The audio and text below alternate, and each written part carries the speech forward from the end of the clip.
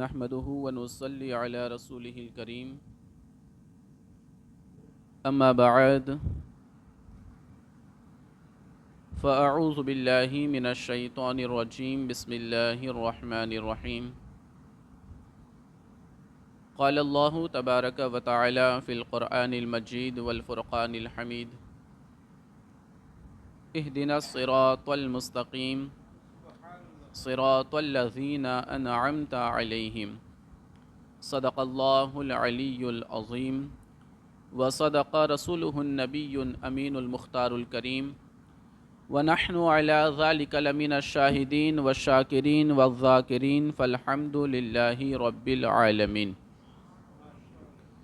آئیے آغاز بیان سے قبل بارگاہ رسالت میں ہم سبھی حضرات عقیدت اور محبت کے ساتھ بارگاہ رسالت میں نذرانہ درود و سلام بآواز بلند پیش کریں اور پڑھیں الصلاۃ والسلام علیک یا رسول اللہ،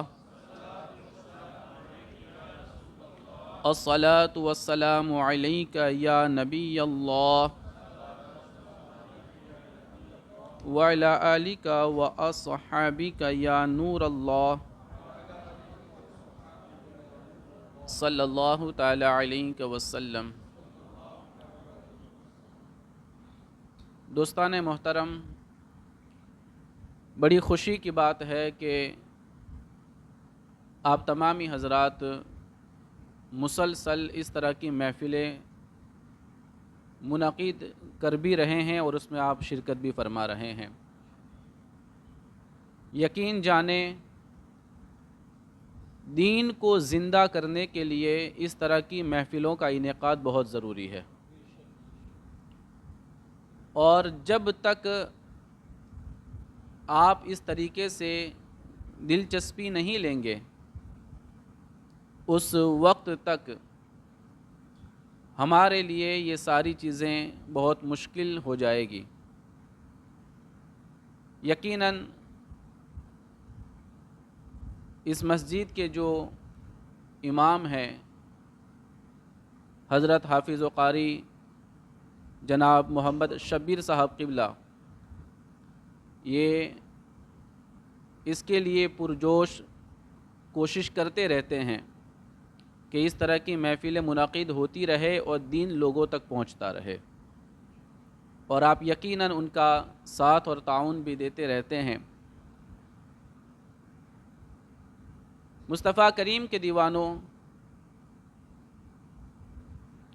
آج میں آپ حضرات کے سامنے حضور پیر پیراں میر میراں سیدنا شیخ عبد القادر جیلانی غوث سمدانی قطب لاسانی محبوب سبحانی قندیل نورانی شہباز لامکانی علیہ رحمت و رضوان کی بارگاہ میں خراج عقیدت پیش کر کے ان کی زندگی مبارکہ کے کچھ گوشے میں آپ کے حوالے کروں گا، اس امید پر کہ آپ اس کو غور سے سنیں گے اور آپ اس سے کچھ سیکھنے کی بھی کوشش کریں گے۔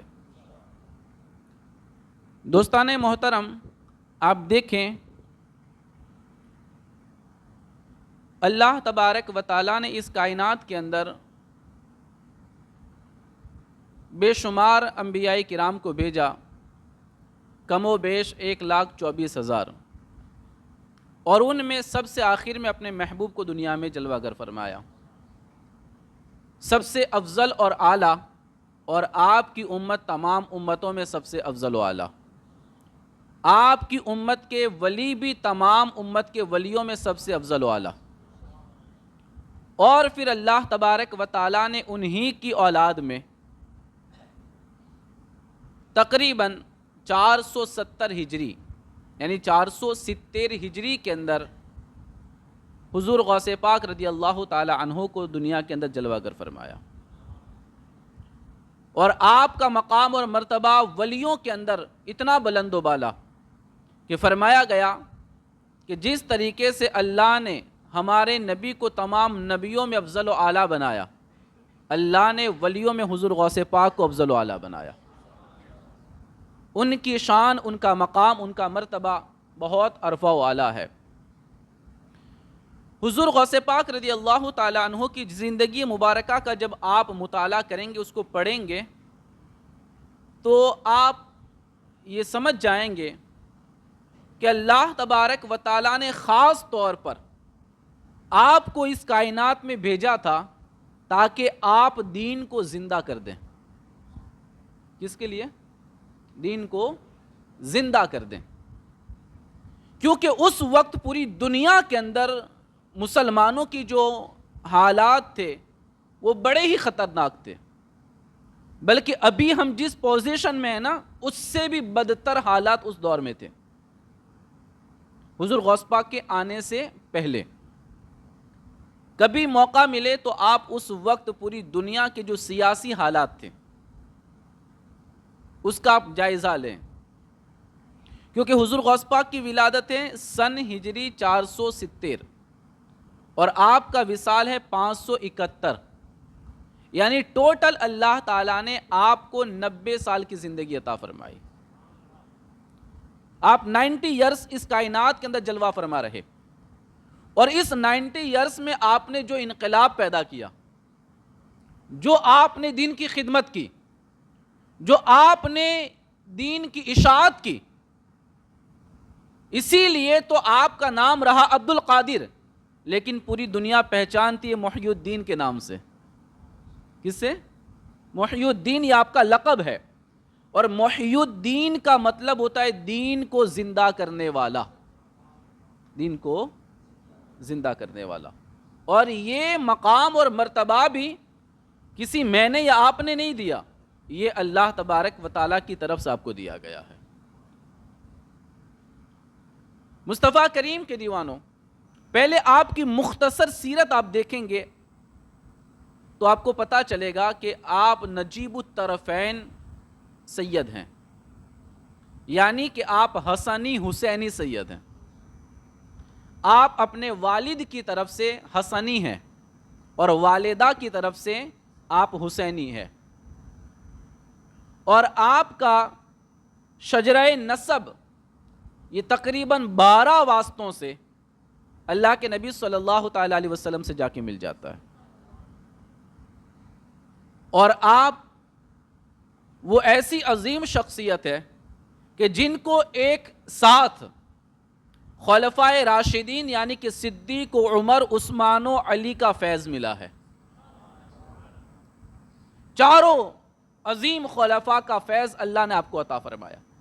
آپ کے پاس جو خلافتیں تھیں، اجازتیں تھیں، اور جو فیض آپ کے اساتذہ نے، آپ کے مرشدین نے آپ کو دیا ہے، وہ تمام کے تمام جو فیض آپ کو ملا ہے وہ صدیق و عمر عثمان و علی، ان چاروں خلفاء کا فیض ایک ساتھ اللہ نے آپ کو عطا فرمایا ہے. میں اس پر ڈیٹیل میں جاؤں گا تو بات یہیں پہ ختم ہو جائے گی، بس میں مختصر آپ کو بتا کر آگے نکلوں. اور دوسری بات کہ پوری کائنات کے اندر ہزاروں سلسلے ہیں اور ہوں گے، لیکن جو مشہور سلسلے جو صدیوں سے چلے آ رہے ہیں وہ 5 ہیں. ایک قادری، دوسرا چشتی، تیسرا سہروردی، چوتھا نقشبندی اور 5واں رفاعی. یہ 5 سلسلے صدیوں سے پوری کائنات کے اندر پھیلے ہوئے ہیں اور ان سے سب لوگ فیض یاب ہو رہے ہیں. اور انہی سلسلوں سے آگے چل کر بہت سارے سلسلے بھی ہوئے. مثال کے طور پر جو چشتی سلسلہ ہے، اگر آپ اسی کو دیکھ لیں تو نظامی بھی وہیں سے آتا ہے، صابری بھی وہیں سے آتا ہے، اشرفی بھی وہیں سے آتا ہے. یہ سارے سلسلے وہیں سے آگے بڑھتے ہیں اور اپنی الگ الگ پہچان بنتی ہے. تو ہزاروں لاکھوں سلسلے ہیں جنہوں نے پوری کائنات میں دین و سنیت کا کام کیا اور ان کو روحانی طور پر مضبوط اور مستحکم بنایا. لیکن آپ اس بات پر اگر دیکھیں تو آپ کو پتا چلے گا کہ اللہ تبارک و تعالیٰ نے آپ جو نقشبندی سلسلہ ہے، چشتی سلسلہ ہے، سہروردی سلسلہ ہے یا رفاعی سلسلہ ہے، ان تمام سلسلوں کو جس سلسلے نے فیض عطا فرمایا ہے وہ سلسلہ قادری ہے. کون سا ہے؟ قادری ہے. یعنی ہر سلسلے میں فیض حضور غوث پاک کا ہے، ہر سلسلے میں فیض حضور غوث پاک کا ہے.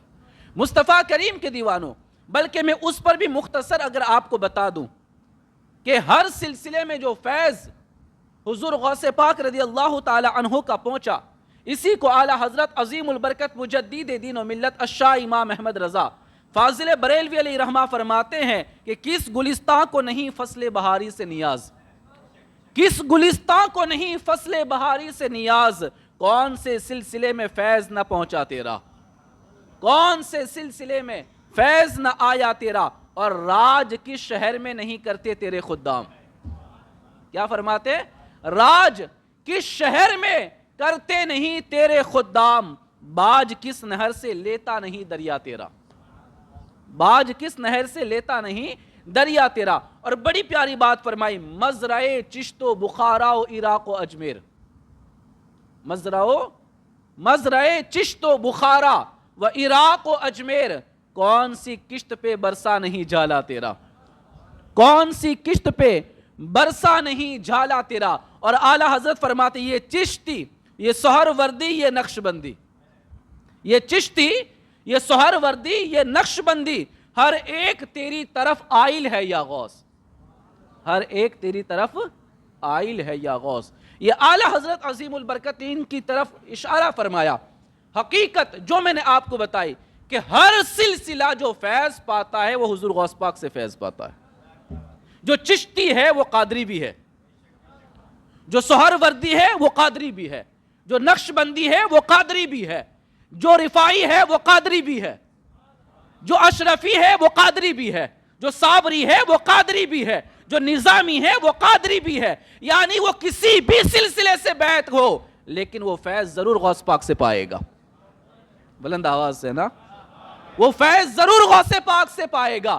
اس لیے کہ اس کو حضور جلال الدین سیوطی علیہ رحمہ نے یوں بھی نقل فرمایا، بلکہ عبد المبین نعمانی صاحب نے بھی اس کو یوں نقل فرمایا کہ حضور غوث پاک مثل آفتاب ہے، حضور غوث پاک مثل آفتاب ہے اور سارے سلسلے مثل مہتاب ہے۔ یعنی غوث پاک اگر سورج ہے تو سارے سلسلے چاند ہے، اس لیے کہ چاند اپنی روشنی نہیں بکھیرتا، وہ وہی بکھیرتا ہے جو سورج سے لیا کرتا ہے۔ یعنی جو بھی سلسلہ اپنا فیض آگے بڑھاتا ہے وہ اپنا نہیں بڑھاتا، وہ غوث پاک سے لے کے آگے بڑھاتا ہے۔ اور آگے فرماتے ہیں کہ حضور غوث پاک کا سلسلہ یعنی قادری سلسلہ یہ مثل دریا ہے، مثل سمندر ہے، اور سارے سلسلے یہ نہر کی طرح ہے۔ یعنی یہ ساری جو نہریں نکلی ہیں وہ وہیں سے نکلی ہے، اور ہر نہر میں جو پانی بہ رہا ہے اور جس سے پوری دنیا سیراب ہو رہی ہے اور فیض یاب ہو رہی ہے، وہ سارا کے سارا جو فیض مل رہا ہے وہ اسی سمندر سے آ رہا ہے جس سمندر کو عبد القادر جیلانی کہا جاتا ہے، جس کو قادری سمندر کہا جاتا ہے۔ مصطفیٰ کریم کے دیوانوں، بلکہ آپ دیکھیں جس وقت حضور غوث پاک رضی اللہ تعالی عنہ نے اعلان فرمایا کہ میرا قدم تمام ولیوں کی گردن پہ ہے، اس وقت حضور غریب نواز علیہ الرحمہ خراسان کی پہاڑیوں میں بیٹھ کر اللہ تبارک و تعالیٰ کے قرب کی منزلیں طے کر رہے تھے۔ وہ عبادات اور ریاضات میں لگے تھے خراسان کی پہاڑیوں میں۔ اس وقت آپ کی عمر کم تھی، جوانی کا عالم تھا، اور حضور غوث اعظم رضی اللہ تعالی عنہ یہ آپ کی عمر کافی بڑی تھی اور آپ بڑھاپے کے عالم میں تھے۔ جب آپ نے اعلان فرمایا کہ میرا قدم تمام ولیوں کی گردن پر ہے، تو اس وقت حضور غریب نواز علیہ الرحمہ نے خراسان کی پہاڑی میں جب آپ مجاہدہ کر رہے تھے اپنی گردن کو جھکا لیا اور آپ نے کہا بل علی راسی و عینی، اور کہا حضور غوث پاک صرف میری گردن پہ نہیں، میرے سر پر بھی ہے، میری آنکھ پر بھی ہے۔ اس وقت حضور غوث پاک نے اپنے مریدین اور متوسلین جو آپ کے ساتھ بیٹھے ہوئے تھے ان تمام احباب کو آپ نے مخاطب کرتے ہوئے فرمایا کہ غیاث الدین کے بیٹے حسن نے اپنی گردن جھکا دی ہے، غیاث الدین کے بیٹے حسن نے اپنی گردن جھکا دی ہے، اور میں نے اس کو اس کی اس گردن جھکانے کی وجہ سے، اس محبت کی وجہ سے، اس عقیدت کی وجہ سے میں نے اس کو ہندوستان کی بادشاہت عطا فرمائی ہے، ہندوستان کی سلطنت عطا فرمائی ہے، اس کو ہندوستان کا میں نے ولی بنا دیا ہے۔ مصطفیٰ کریم کے دیوانوں، تو حضور غوث پاک فرماتے ہیں کہ میری بارگاہ میں گردن جھکا دی تو اللہ نے اس کو یہ انعام عطا فرمایا ہے، یہ مقام اور مرتبہ عطا فرمایا۔ تو جو چشتی ہوگا وہ قادری بھی ہے، اسے حضور غوث پاک کا فیض ملے گا، کیونکہ حضور غوث پاک کا فیض غریب نواز نے حاصل کیا ہے، بلکہ کئی دن آپ کی صحبت میں رہے ہیں اور آپ سے آپ نے فیض پایا ہے، اور وہ فیض آپ نے ہندوستان کی سرزمین پر بخیرا ہے۔ مصطفیٰ کریم کے دیوانوں آپ دیکھیں، دوسرا جو سلسلہ مشہور ہے جس کو سہروردی سلسلہ کہا جاتا ہے، کون سا؟ سہروردی۔ حضرت شیخ بہاؤالدین، کون؟ حضرت شیخ بہاؤالدین، جن کے سلسلے سے پوری دنیا سہروردی سلسلے سے مشہور ہوئی۔ مصطفیٰ کریم کے دیوانوں، یہ پیدا ہی ہوئے تو حضور غوث پاک کی دعا سے پیدا ہوئے، تو حضور، ہاں آپ دیکھیں حضرت سیدنا شیخ بہاؤالدین سہروردی، شہاب الدین، معاف کیجئے گا، حضرت شہاب الدین سہروردی رحمت اللہ تعالی علیہ، یہ پیدا ہی ہوئے تو حضور غوث پاک کی دعاؤں سے۔ معاملہ دراصل یہ تھا کہ آپ کی والدہ حضرت شیخ شہاب الدین عمر سہروردی کی ماں حضور غوث پاک کی بارگاہ میں آئی، اور آنے کے بعد عرض کیا کہ حضور دعا فرمائے اللہ مجھے بیٹا عطا کر دے، میری ساری بیٹیاں ہی ہیں، دعا کر دے اللہ مجھے بیٹا عطا فرمائے۔ تو آپ نے دعا فرمائی تو جواب ملا کہ ان کی قسمت میں کوئی بیٹا نہیں ہے۔ آپ مسلسل دعا کرتے رہے، مسلسل دعا کرتے رہے، آخر کار جب بار بار دعا کی تو اس وقت منع کیا گیا کہ ان کی قسمت میں بیٹا نہیں ہے، تو اللہ کے نبی صلی اللہ تعالیٰ علیہ وسلم تشریف لائے اور کہا عبد القادر، اللہ کی جو ذات ہے وہ بے نیاز ہے۔ حضور غوث پاک نے اپنا جو خرقہ تھا وہ اتار کے ہوا میں ڈال دیا، کہ جب تک میری دعا قبول نہیں ہوگی میں خرقہ نہیں پہنوں گا۔ اس طریقے سے آپ نے ہوا میں لٹکا دیا۔ حضور تشریف لائے، کہا کہ عبد القادر بیٹا رب کی بارگاہ بے نیاز ہے، اللہ الصمد، اللہ بے نیاز ہے، اس کی بارگاہ میں اس طریقے سے آپ اصرار نہ کریں۔ کہا کہ اب تک تو میں اکیلا مانگ رہا تھا، حضور آپ تشریف لے آئے ہیں، ہم مل کے مانگیں گے، اللہ ضرور عطا فرما دے گا۔ جب دعائیں کی گئی تو اللہ تبارک و تعالیٰ کی طرف سے حکم ہوا کہ ضرور ان کو بیٹا دیا جائے گا۔ اب چلے گئے، وہ خاتون چلی گئی، 9 مہینے کے بعد جب آپ کی یہاں ولادت ہوئی بچے کی، تو وہ بھی بیٹا نہیں بیٹی ہوئی، بیٹا نہیں بیٹی ہوئی۔ تو جب دیکھا بیٹی ہوئی، پھر سے کپڑے میں لپیٹ کے حضور غوث پاک کی بارگاہ میں، کہ سبحان اللہ، کہا کہ آپ نے کہا تھا بیٹا ہوگا لیکن یہ پھر بیٹی ہوئی ہے۔ حضور غوث پاک نے پھر دعا کی، اور جب دعا کی تو اللہ تبارک و تعالیٰ کی طرف سے کرم ہو گیا، اور پھر آپ نے کہا کہ اس کا کپڑا ہٹا کے دیکھو، اب یہ بیٹی نہیں بیٹا ہے۔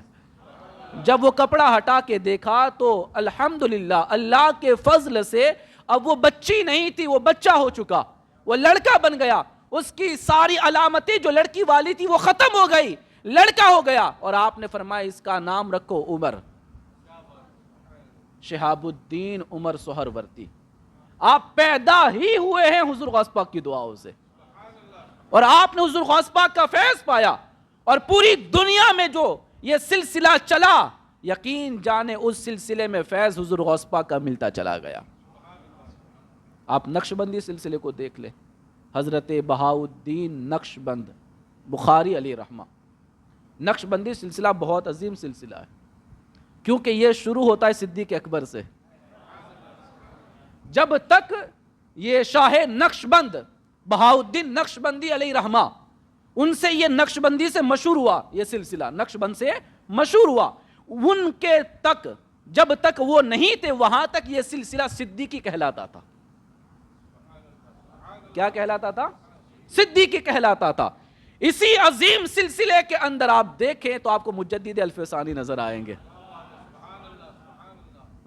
محمود غزنوی نظر آئیں گے، بڑے بڑے بہادر جو اس سلسلے میں پیدا ہوئے، اس سلسلے سے وابستہ ہوئے۔ اس سلسلے کی خاصیت ہے جرت و بہادری۔ کیا ہے؟ جرت و بہادری۔ ان کے اندر جرت اور بہادری خصوصیت کے ساتھ پیدا ہوئی ہے، کیونکہ یہ سارا فیض صدیق اکبر سے مل رہا ہے۔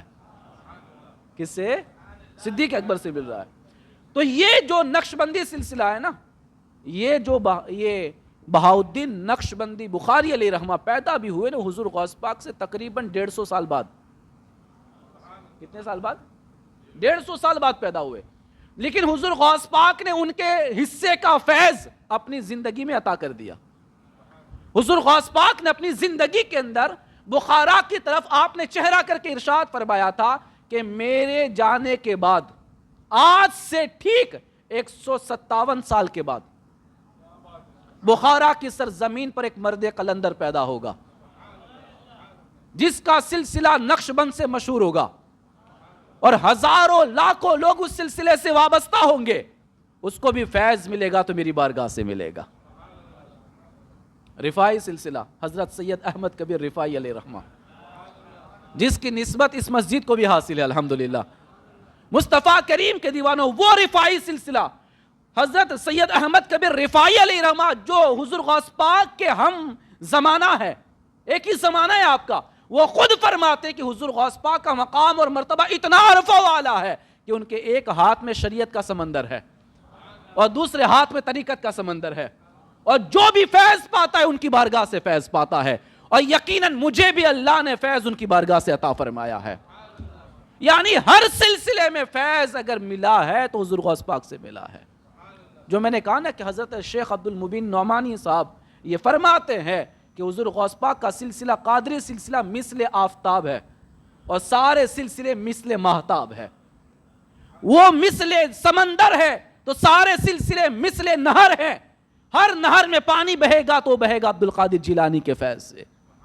مصطفیٰ کریم کے دیوانوں، اور آپ یقیناً اس بات سے بڑے خوش ہوں گے کہ حضور غوث پاک رضی اللہ تعالی عنہ کا جو زمانہ مبارکہ ہے اور آپ کی جو پوری توجہ ہے اور آپ کا جو مشہور لقب جو محی الدین آپ کو کہا گیا، دین کو زندہ کرنے والا، ویسے ہی نہیں کہا گیا۔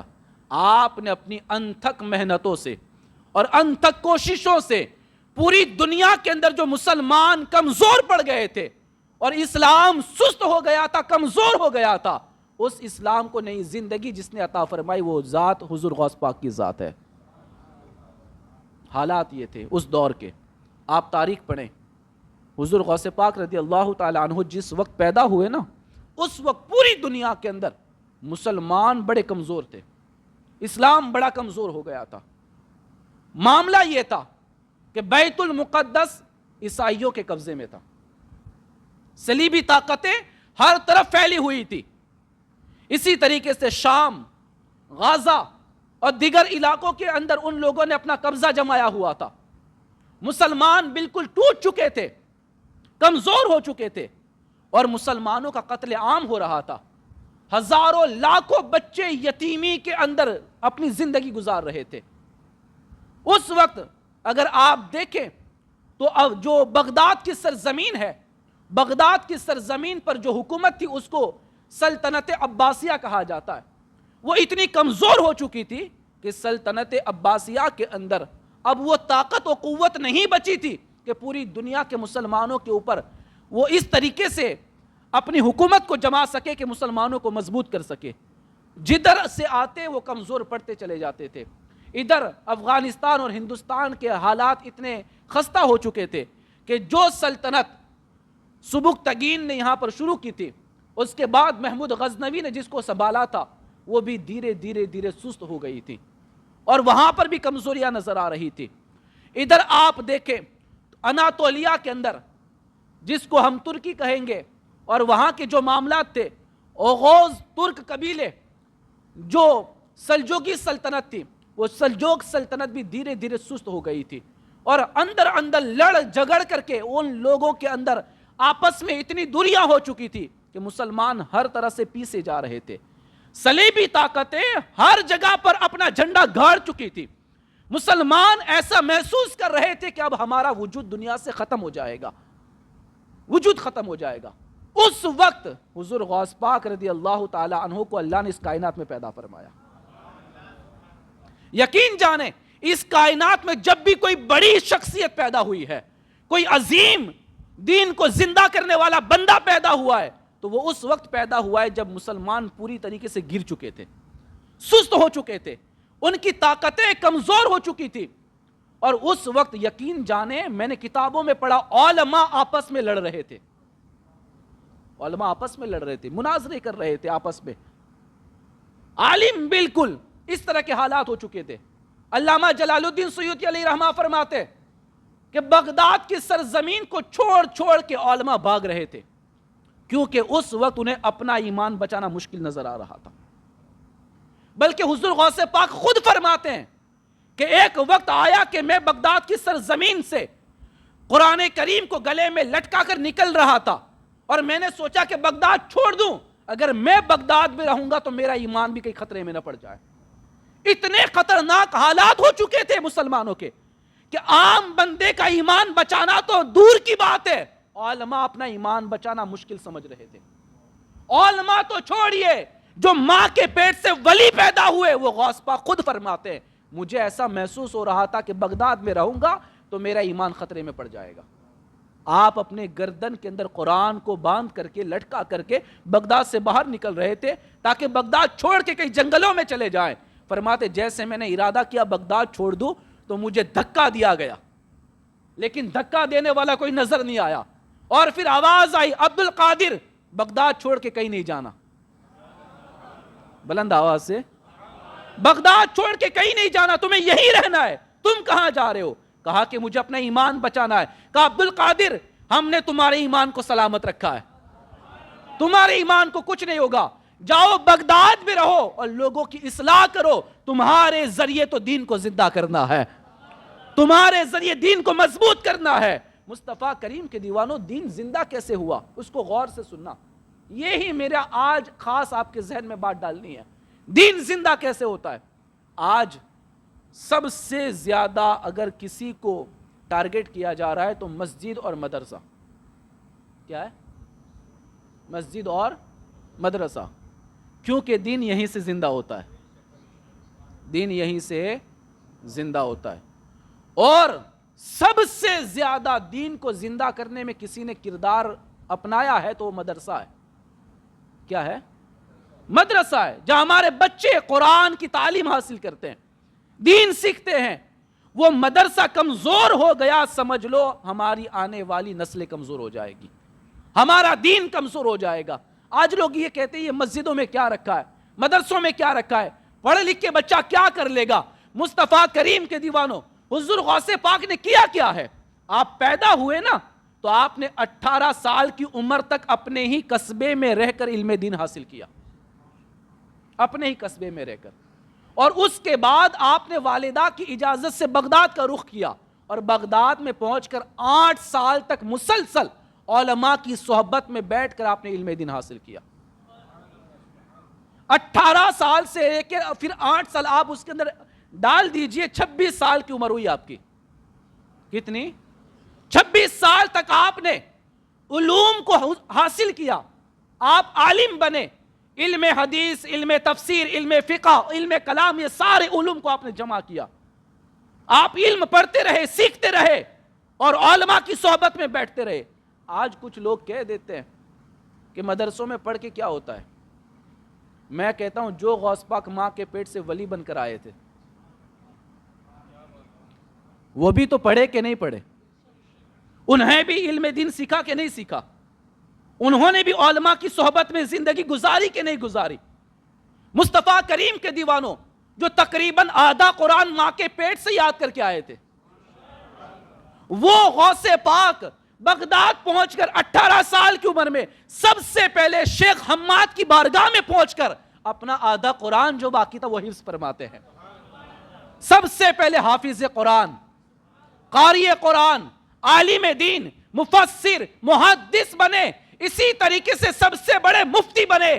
آپ کے دور میں آپ سے بڑا مفتی پوری دنیا میں کوئی نہیں تھا، آپ سے بڑا محدث کوئی نہیں تھا، آپ سے بڑا کوئی مفکر نہیں تھا، آپ سے بڑا کوئی علم کلام کا جاننے والا نہیں تھا. تقریباً حضور غوث پاک نے اپنی زندگی کے اندر 69 کتابیں لکھ کر کے اس امت پر احسان عظیم فرمایا ہے. آپ نے قرآن کی تفسیر بھی لکھی ہے، تفسیر جیلانی ابھی بھی موجود ہے، تفسیر جیلانی. کچھ لوگ کہتے ہیں علماء کے پاس بیٹھ کے کیا ہوگا، مدرسوں میں پڑھ کے کیا ہوگا. سینے سے سینے ملاؤ. مصطفیٰ کریم کے دیوانوں، یقین جانے خانقاہوں میں بھی الگ سے کچھ نہیں پڑھایا جاتا، وہی قرآن اور حدیث ہی تو پڑھایا جاتا ہے. حضور غوث پاک نے یہی تو پڑھایا ہے. مصطفیٰ کریم کے دیوانوں. اور اگر کوئی یہ کہتا ہے کہ مدرسے میں پڑھنے والا ملا بنتا ہے اور خانقاہ کے اندر بیٹھنے والا ہی کلندر بنتا ہے تو یہ غلط ہے، غلط ہے. حضور غوث پاک نے پڑھا نہیں؟ 18 سال کی عمر تک اپنے قصبے میں پڑھا، 8 سال تک بغداد کی سرزمین پر جا کے پڑھا، 26 سال کی عمر ہو گئی، اس کے بعد اپنے 25 سال تک بغداد کے جنگلوں میں گھوم کر مجاہدہ کیا. آپ نے ولایت کی منزلیں طے فرمائی اور آپ نے سب سے زیادہ شیطان سے لڑائیاں لڑی، شیطان سے مقابلہ کیا. 50 سال کی عمر تک تو آپ نے کوئی خطاب ہی نہیں کیا، کوئی بیان بھی نہیں کیا، آپ نے لوگوں کے سامنے کوئی واعظ ہی نہیں کیا. آپ کا پہلا بیان جو لوگوں نے سنا تھا اس وقت آپ کی عمر تھی 51 سال. بلند آواز سے نا، 51 سال کی عمر میں آپ کا پہلا بیان ہو رہا ہے.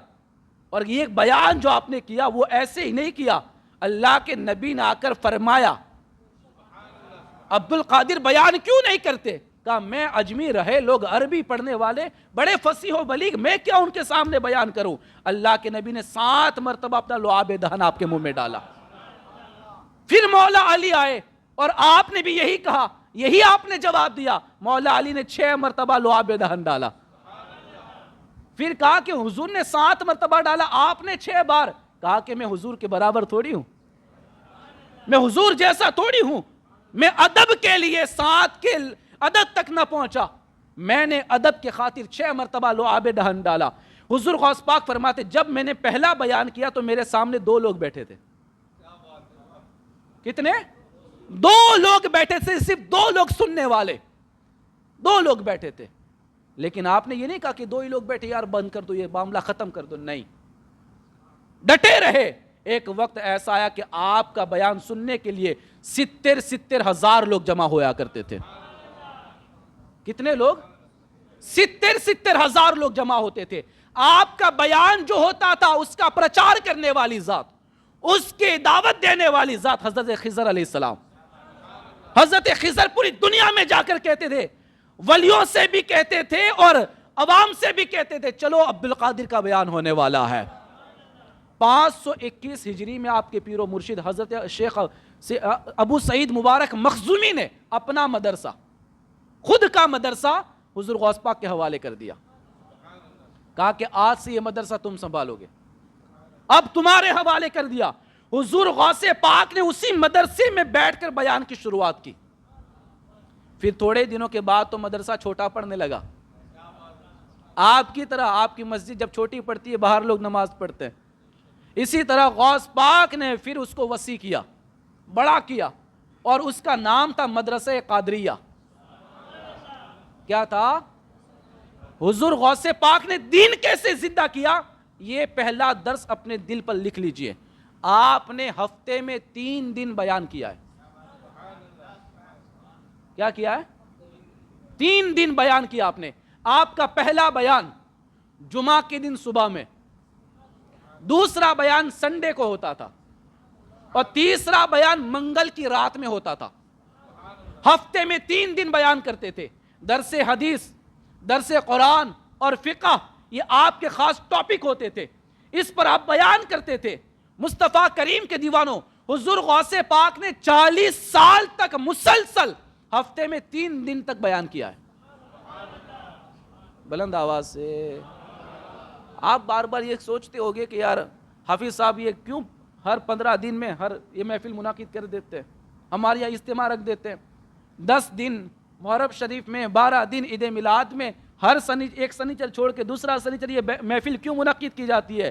یہ طریقہ حضور غوث پاک کا طریقہ ہے، یہ حضور غوث پاک کا طریقہ ہے. اور دین زندہ کرنا ہے، دین زندہ کرنا ہے تو اس طرح کی محفلوں کی ضرورت ہے. میں تو دیکھ رہا ہوں پورے تاندلجے میں سب سے متحرک اگر کوئی کمیٹی مجھے نظر آئی تو آپ کی کمیٹی نظر آئی ہے. بہت جوش اور جذبے کے ساتھ آپ کام کر رہے ہیں اور آپ اس میں لگے ہوئے ہیں. میں کہتا ہوں جتنا کام امام صاحب کر رہے ہیں اور کمیٹی کر رہی ہے اس سے زیادہ کام ہم مقتدیوں کو کرنا ہے. کیا کرنا ہے؟ اس سے زیادہ ہمیں توجہ دینی ہے. آپ اس بار آئے نا، اگلے سنیچر کو 2 ساتھ میں لے کر آئے اور اس محفل کو اور آگے بڑھائے. کوئی فرق نہیں پڑتا, 2 بندے بیٹھیں گے تب بھی بیان ہوگا, غوث پاک کی سنت زندہ ہوگی. لیکن ہمیں جو 2 سے شروع کیا تھا 70,000 تک پہنچے تھے, تو ہمیں بھی حضور غوث پاک کے فیضان سے اس محفل کو اتنی بڑی کرنا ہے کہ یہ مسجد چھوٹی پڑے, باہر ممبر لگانا پڑے, اور باہر پھر ہم بیٹھ کر لوگوں کو دین سکھائیں. مصطفیٰ کریم کے دیوانوں, حضور غوث پاک نے 40 سال تک ہفتے میں 3 دن تک بیان کیا. دین زندہ کیسے ہوتا ہے؟ ایسے. کیسے ہوتا ہے؟ ایسے. اور لوگ کہتے ہیں نا یہ پڑھنے پڑھانے سے کیا ہوتا ہے. حضور غوث پاک نے 33 برس تک, کتنے؟ 33 ایئرس, 33 برس تک حضور غوث پاک نے اسی مدرسے میں بیٹھ کر عالموں کا لشکر تیار کیا, عالم بنائے, علم پڑھایا, علم سکھایا, اور لوگوں کو جید عالم بنایا. اور کیسا عالم بنایا؟ حضور غوث پاک نے جس کو پڑھایا اس نے جہاں بھی قدم رکھا دین کو زندہ کر دیا ہے, دین کو زندہ کر دیا ہے. دین کو زندہ کرنے کے لیے اچھے علماء, اچھے مبلغ, اچھے حفاظ کی ضرورت ہے, جن کے دلوں میں دین کو پھیلانے کا جذبہ ہو, لوگوں کو سکھانے کا شوق اور جذبہ ہو. جب وہ یہاں سے نکلیں گے جس جگہ پر پہنچے گے دین کو زندہ کر دیں گے. اللہ کے نبی کا فرمان ہے, ایک حدیث ہے, حضور فرماتے العلم حیات الاسلام. کیا ہے؟ العلم حیات الاسلام. علم اسلام کی زندگی ہے, علم اسلام کی لائف لائن ہے. جب تک علم پھیلتا رہے گا دین زندہ ہوتا رہے گا, علم پھیلتا رہے گا اسلام زندہ رہے گا. مسلمانوں, آپ کو اگر مسلمانوں کی مدد کرنی ہے, اسلام کو نئی زندگی دینی ہے, اسلام کو بلندی پر لے کر جانا ہے, تو خود بھی علم حاصل کرے, دوسروں کو بھی علم کی طرف لے کر آئے. قسم خدا کی سب سے زیادہ فائدہ اسلام کو علم سیکھنے سکھانے سے ہوتا ہے, علم سیکھنے سکھانے سے ہوتا ہے. ہاں, اسی لیے تو غوث پاک فرماتے ہیں درست العلم حتی صرت قطبا. میں علم پڑھتا رہا پڑھتا رہا پڑھتا رہا یہاں تک کہ میں کتب بن گیا. علم پڑھنے سے کتب بن گیا, پڑھنے سے میں نے اس منزل کو پایا, اس عروج کو پایا. ولی تو ماں کے پیٹ سے ہی تھے, لیکن ولایت کی 1-2 قسمیں نہیں ہیں, 1-2 منزلیں نہیں ہیں. آپ پڑھیں گے تو کسی نے ولایت کی 70 درجات بیان فرمائے, کسی نے 100 درجات بیان فرمائے. حضور غوث پاک فرماتے میں نے سارے درجے پار کر لیے ہیں, ساری منزلیں میں نے طے کی ہے. کیسے طے کی؟ علم پڑھتا رہا, علم پڑھتا رہا پڑھتا رہا یہاں تک کہ اللہ نے مجھے کتب بنا دیا ہے. علم پڑھنے پڑھانے سے یہ مقام ملتا ہے, علم سیکھنے سکھانے سے یہ مقام ملتا ہے. اور علم کے لیے آج سب سے بڑی اگر کوئی جگہ تمہیں نظر آئے گی تو اللہ کا گھر مسجد.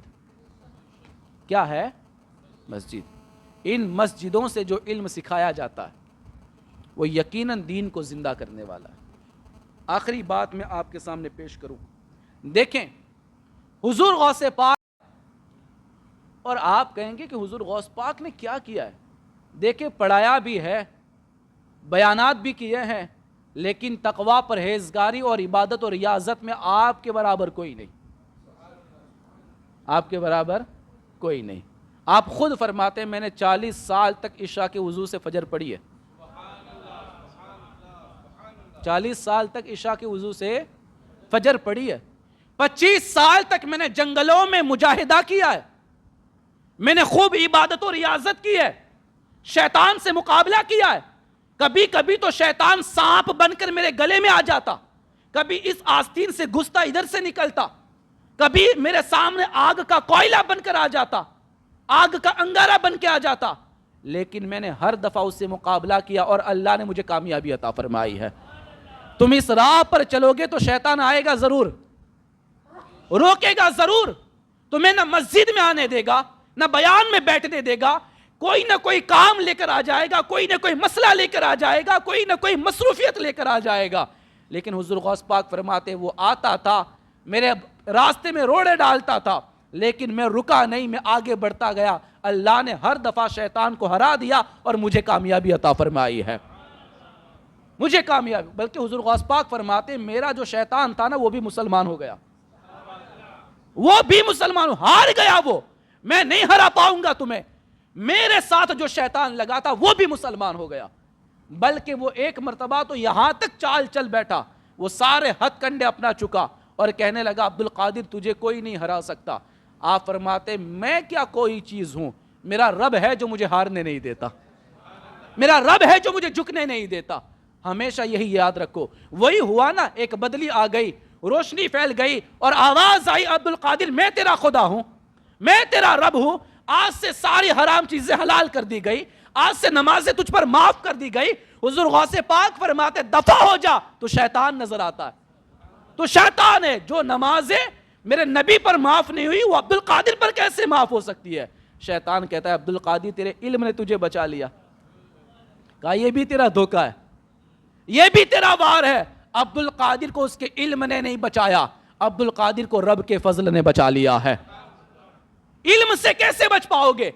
یہ فرشتوں کا استاذ تھا خود, شیطان خود فرشتوں کا استاذ تھا, اس کے پاس بہت علم تھا, علم کی وجہ سے وہ نہیں بچ پایا. دوسرا کوئی کیسے بچ پائے؟ اس لیے کوئی عالم ہو, کوئی مفتی ہو, کوئی محدث ہو, کوئی مفکر ہو, کوئی حافظ ہو, کوئی قاری ہو, کسی کو اپنے علم پر فخر کرنے کی ضرورت نہیں ہے, اس لیے کہ بچانے والی ذات میرے خدا کی ذات ہے. بڑے بڑے عالم گمراہ ہو جاتے ہیں, بڑے بڑے مفکر گمراہ ہو جاتے ہیں, وہ راہ راست سے بھٹک جاتے ہیں. ہماری کیا اوقات کہ ہم یہ کہیں کہ ہمارے علم نے بچا لیا؟ نہیں نہیں نہیں, ہمارے رب نے بچایا ہوا ہے, رب کے فضل سے بچے ہوئے ہیں. اور قیامت تک ہم جو سلامت رہیں گے, آخری سانس تک ہمارا ایمان سلامت رہے گا, ہمارے علم کی وجہ سے نہیں, رب کے فضل کی وجہ سے, رب کے فضل کی وجہ سے. تو حضور غوث پاک نے علم دین پڑھایا, سکھایا لوگوں کو.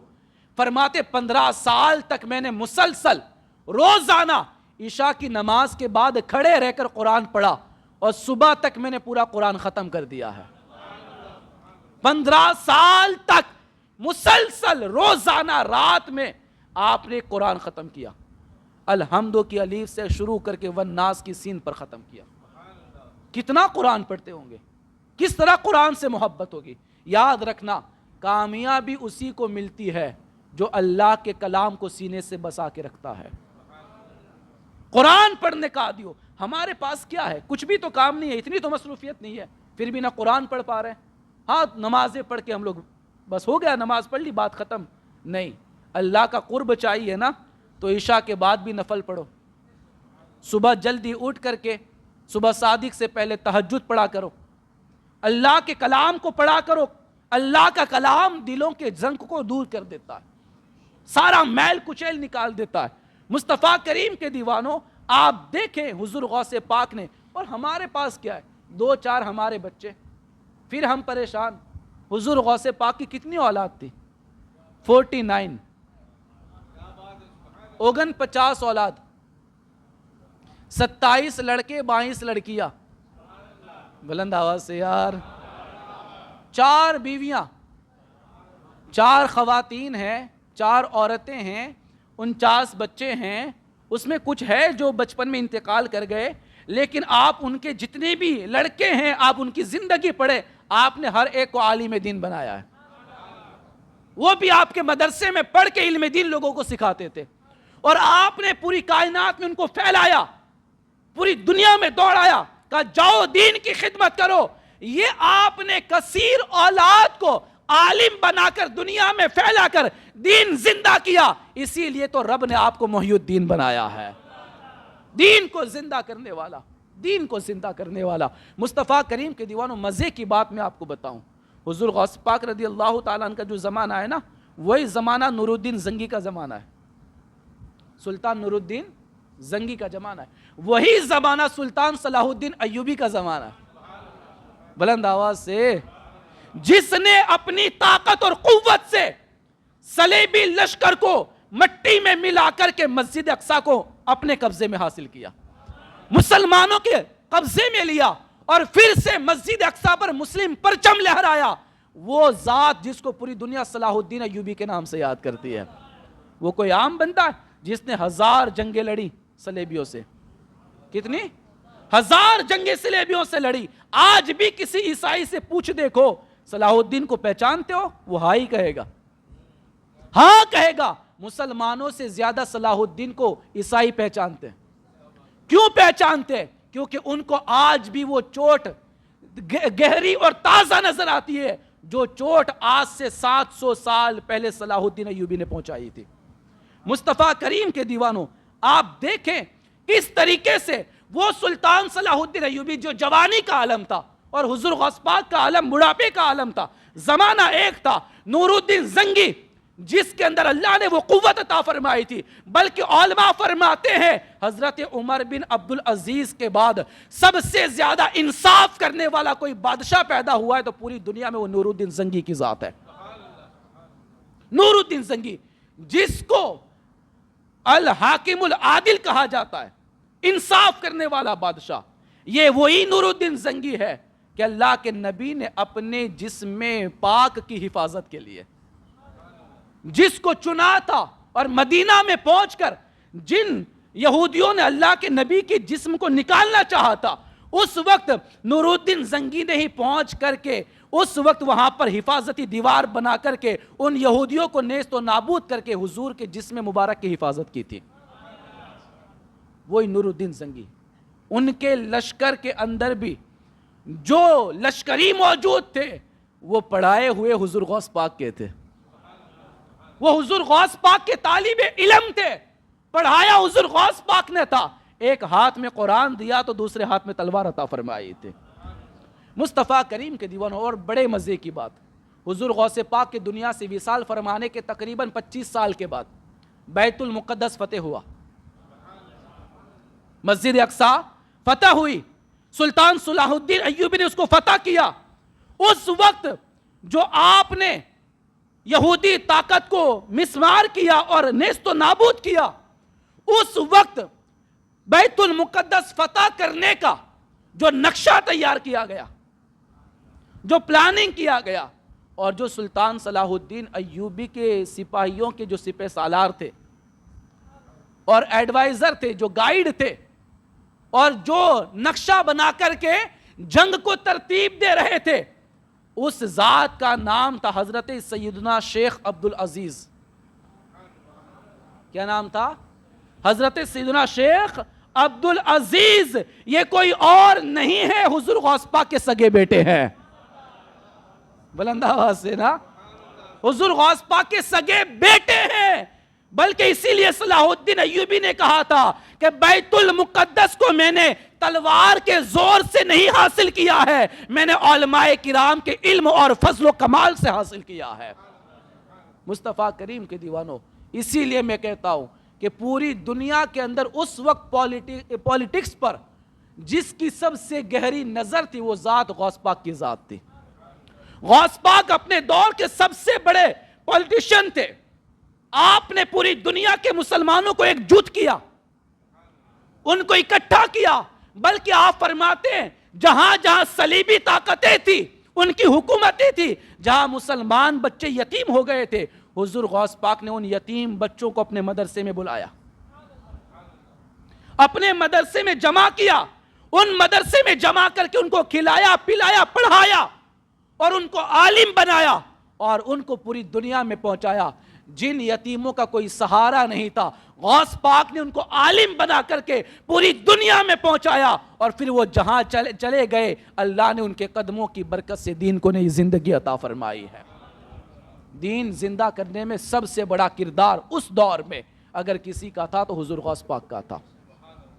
تمام مسلمان حکومتوں کو اتحاد دیا, اکٹھا کیا, اور ان کو جوش اور ہمت دی, اور ان کے اندر اپنے پڑھائے ہوئے جو شاگرد تھے ان کے لشکر میں شامل فرمائے, اور ان کی محنت اور مشقت سے اسلام کو نئی زندگی عطا فرمائی. یہ ہوتا ہے علماء کا کردار. کوئی اگر کہے کہ مسجدوں سے کیا ہوتا ہے, میں کہتا ہوں جو طاقتیں پوری دنیا مل کے نہیں لگا سکتی وہی طاقت مسجد سے پیدا ہوتی ہے. مسجد سے دعا بھی ہوتی ہے اور مسجد سے لوگوں کا ذہن بھی مضبوط کیا جاتا ہے. ان کی سوچ بھی مضبوط کی جاتی ہے، ان کی فکر بھی مضبوط کی جاتی ہے۔ اسی لیے صلاح الدین ایوبی کو اس فکر میں ڈالنے والی کوئی اور ذات نہیں تھی، اس کو سب سے پہلے عالم بنایا گیا ہے۔ وہ عالم ہے، ان کے ذہن میں یہ بات ڈالی گئی، اور جتنا دین کا درد مسلمانوں کی فکر ایک عالم کو ہوتی ہے، اس سے بڑی فکر کسی اور کو نہیں ہو سکتی ہے۔ اس لیے دوستو، اگر آج بھی حضور غوث پاک کے نقش قدم پر چلنا ہے تو دین کو زندہ کرنا پڑے گا۔ اور دین کو زندگی کیسے ملے گی؟ علم سے۔ اور علم کیسے پھیلے گا؟ مسجد اور مدرسے سے۔ اب مسجد اور مدرسے سے علم باقاعدہ کیسے پھیلایا جائے گا؟